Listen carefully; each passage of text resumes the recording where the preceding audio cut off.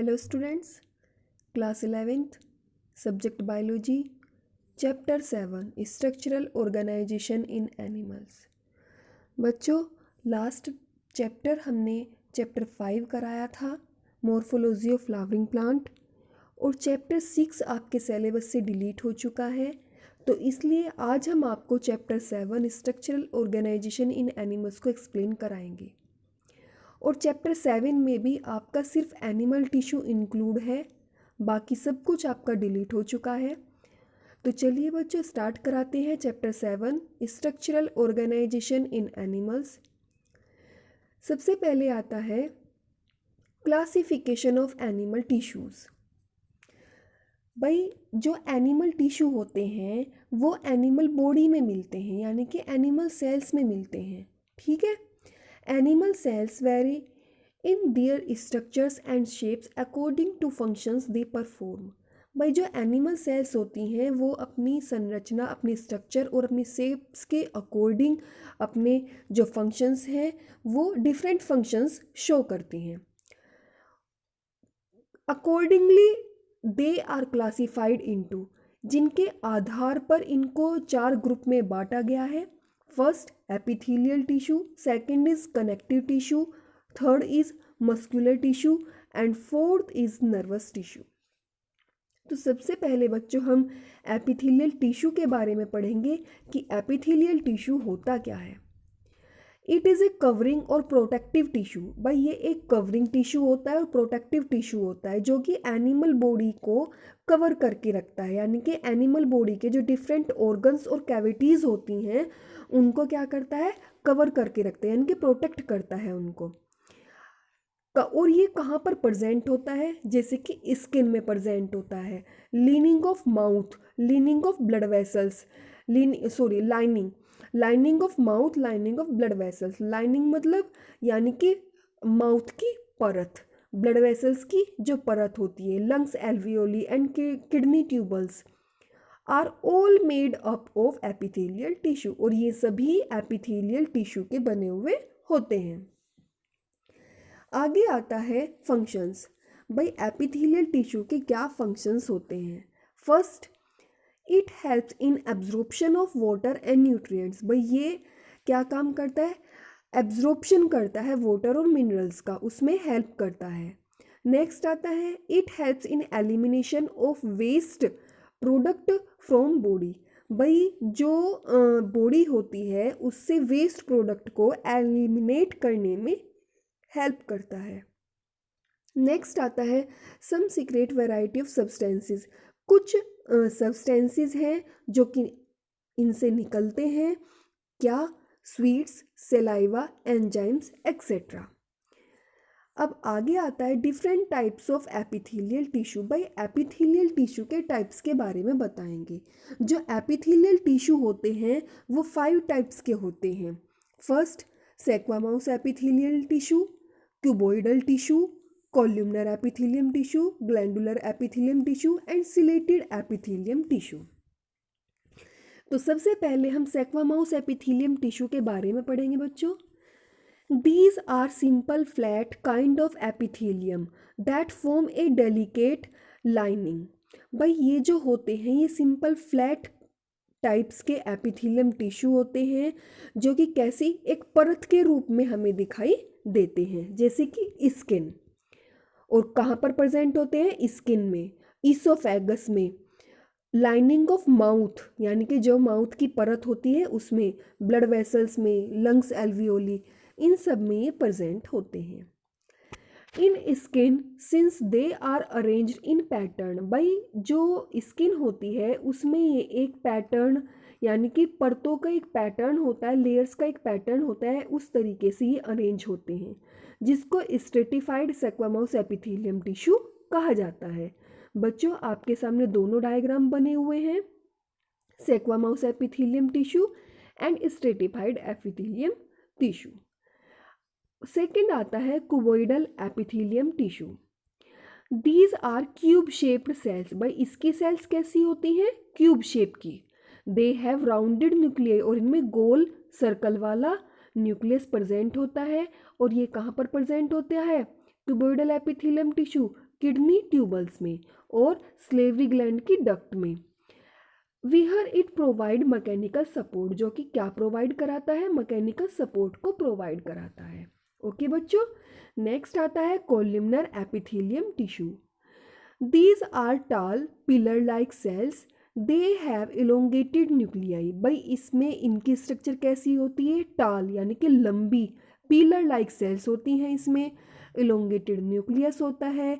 और अधिकतर ये कहाँ पर मिलती हैं, जो इंटेस्टाइन की जो परत होती है वहाँ पर ये प्रेजेंट होती हैं। वेहर एब्जॉर्प्शन एंड सेक्रेशन अकर्स, और इनका काम क्या होता है, एब्जॉर्प्शन और सेक्रेशन का काम होता है। ओके बच्चों, आगे इसमें डायग्राम बना हुआ है कोलिमनर सिलेटेड एपिथेलियम टिश्यू का। आप देख रहे होंगे इसमें जो स्ट्रक्चर बनी हुई है वो टॉल और पिलर लाइक स्ट्रक्चर बनी हुई है। आगे आता है D part, ciliated columnar epithelium tissue. When columnar epithelium cells have cilia, भाई जो कोलिमनर एपिथेलियम सेल्स होती हैं उनमें सीलिया प्रेजेंट होता है।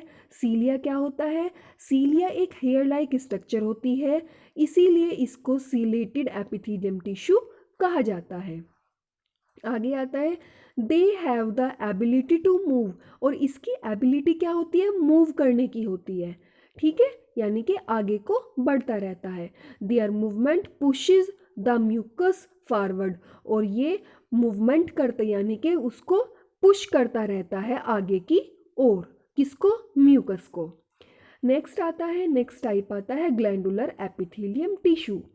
This type of epithelium acquire additional specialised known as gland sales.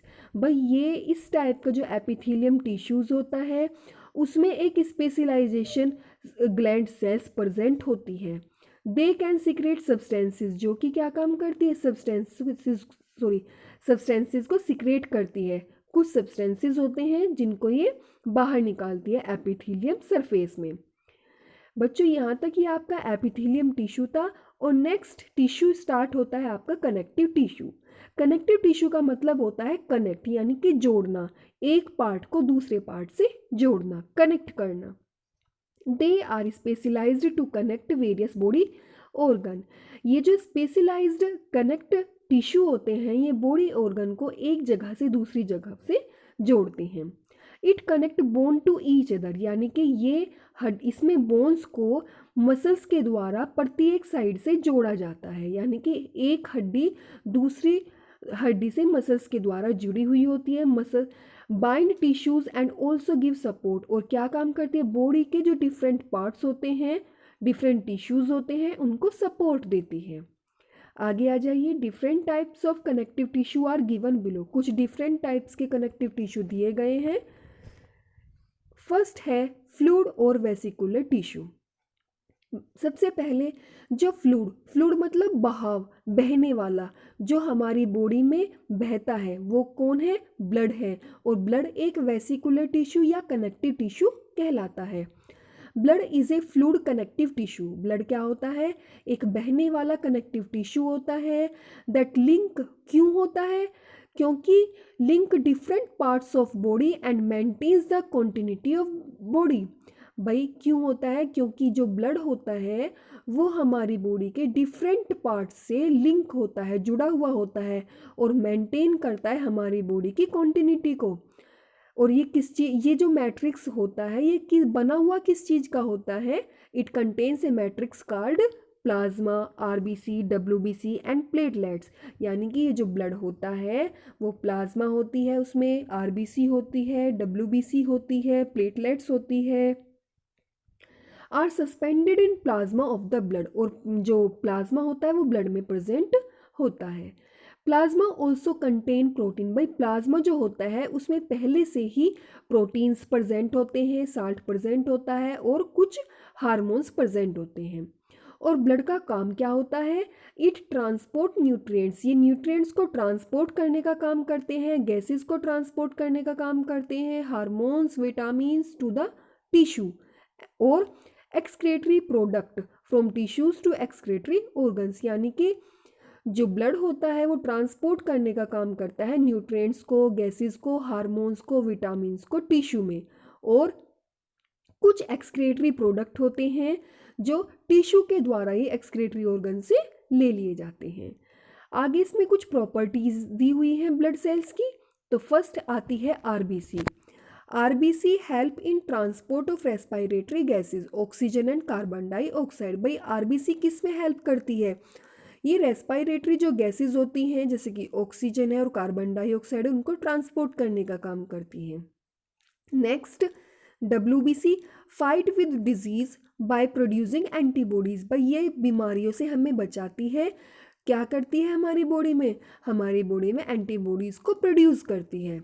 Next आता है blood platelets help in clotting of blood. और ये किस चीज़ में हेल्प करती है? हमारे ब्लड के क्लोट को बनने में हेल्प करती है। यानी कि जब कभी हमें चोट लग जाती है तो हमारा जो ब्लड होता है वो बहने लगता है और फिर कुछ समय बाद क्या होता है, उसका थक्का जम जाता है। और वो किसकी हेल्प से बनता है? ब्लड प्लेटलेट्स की हेल्प से।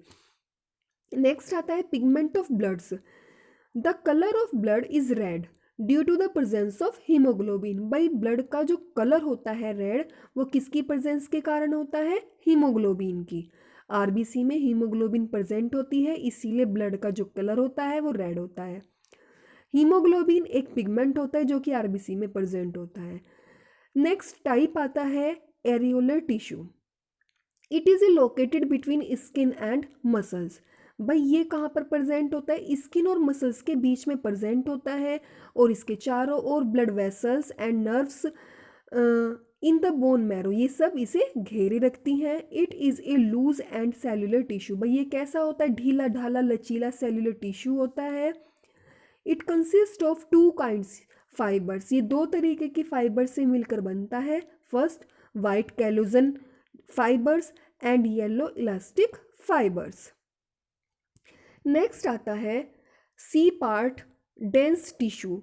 This is fibres connective tissue. भाई ये क्या होता है? ये भी एक फाइबर्स कनेक्टिव टिश्यू होता है जो कि कंसिस्ट होता है densely packed collection of fibres. ये भी पैक होता है कुछ फाइबर्स और सेल्स के, ठीक है।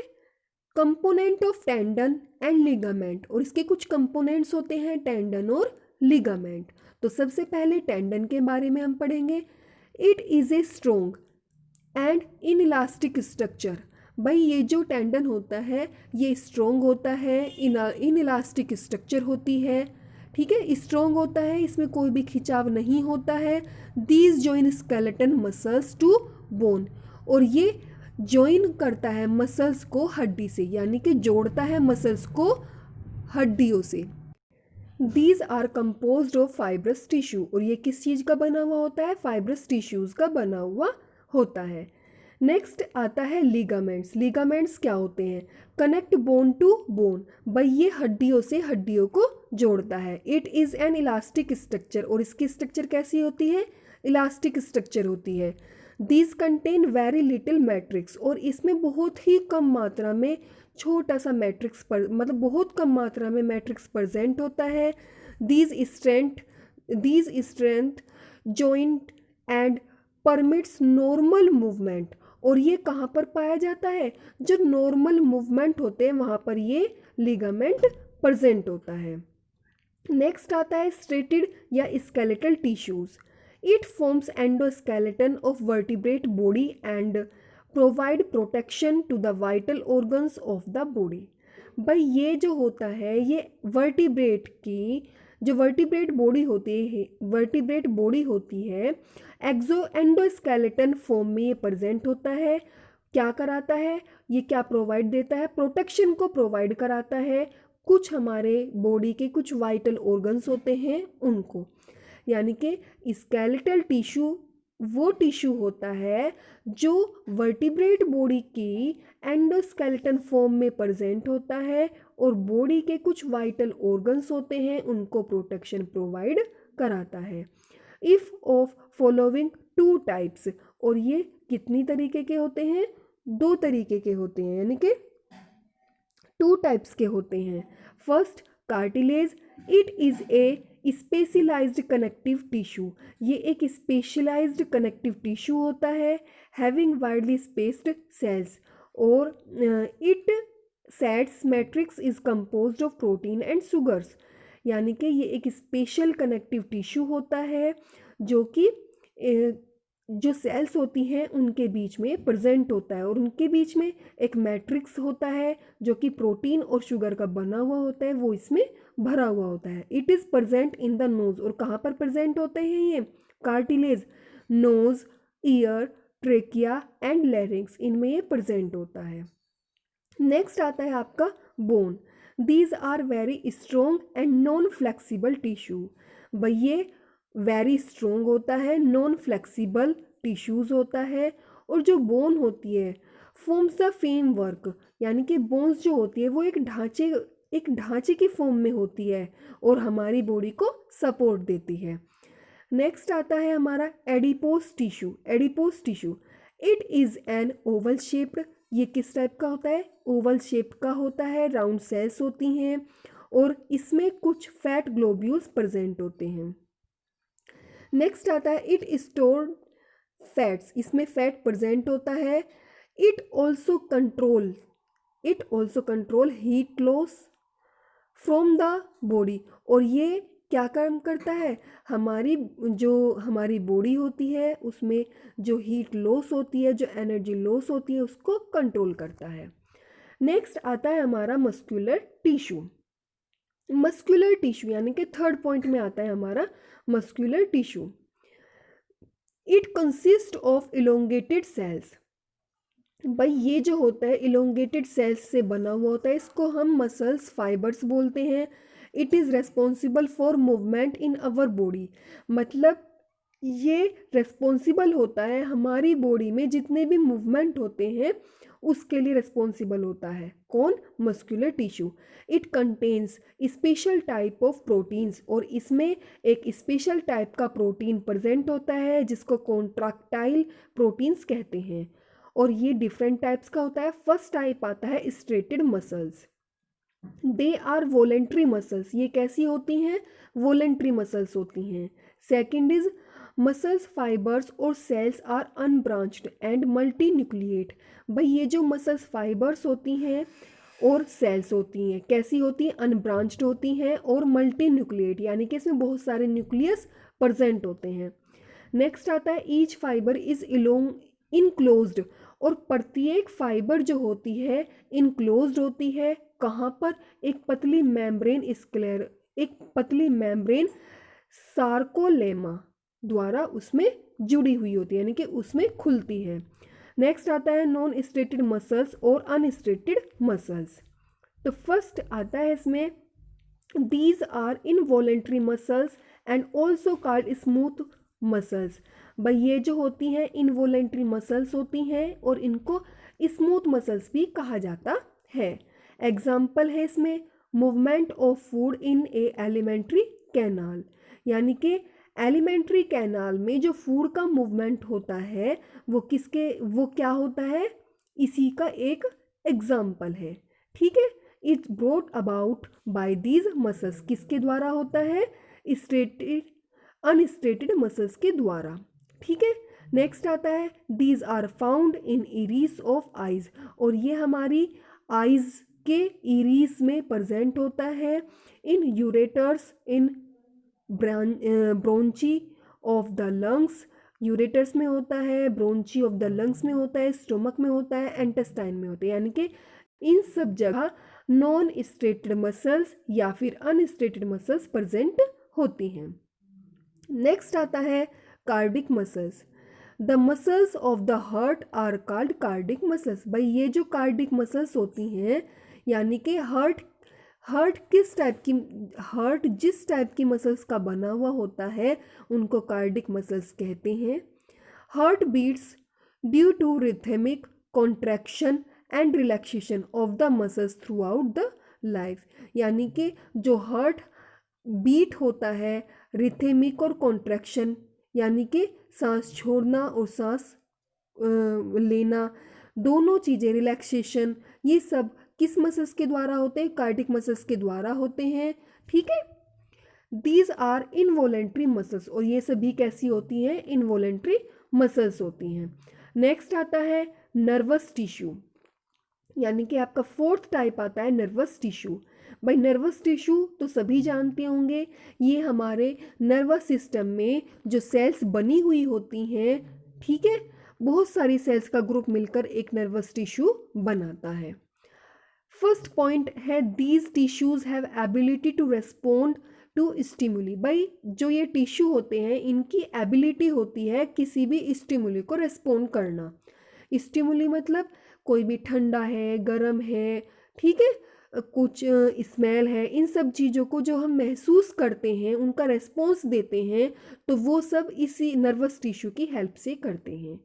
These are highly specialised tissue for being stimulated and then transmitting the stimulus very rapidly from one place to another। भाई ये जो होता है ये एक विशेष स्पेशलाइज्ड टिश्यू होता है जो कि किसी भी स्टिमुलेटेड को ट्रांसमिट करता है स्टिमुलस से तुरंत एक जगह से दूसरी जगह पर। Next, the brain, spinal cord and nerves are all composed of nerve tissue. भाई हमारा ब्रेन, स्पाइनल कोड और कुछ नर्व्स ये सभी जुड़कर नर्वस टिश्यू बनता है। The cells of nervous tissue are called neurons. जो सेल्स होती हैं नर्वस टिश्यू की उन सभी को क्या कहा जाता है? न्यूरॉन कहा जाता है। An individual nerve cells may be up to metre long that consist of following parts. भाई एक इंडिविजुअल नर्व सेल्स जो होती है वो बहुत लंबी यानी कि मीटर में होती है और वो डिफरेंट पार्ट्स की बनी हुई होती है। First cell body with nucleus and second is cytoplasm. और नर्व सेल्स के जो पार्ट होते हैं उसमें एक पार्ट है axon. It is a single long conducting fibres extending from neuron. भाई जो न्यूरॉन में जो सबसे लंबी सिंगल फाइबर्स होती है उसको एक्सोन कहा जाता है। और ये क्या काम करती है? It transmit impulse away from cell body. ये किसी भी ये क्या काम करती है? इम्पल्स को सेल बॉडी में भेजने का काम करती है। Second is dendrites. These are short branched fibres of neuron. ये न्यूरॉन में जो छोटी छोटी ब्रांच लाइक फाइबर्स होती हैं न्यूरॉन में वो डेंड्राइट्स कहलाती हैं। विच रिसीव नर्व इम्पल्स, जो कि क्या रिसीव करते हैं? मैसेज को नर्व इम्पल्स से रिसीव करते हैं। ओके बच्चों, आगे इसमें डायग्राम बना हुआ है न्यूरॉन का।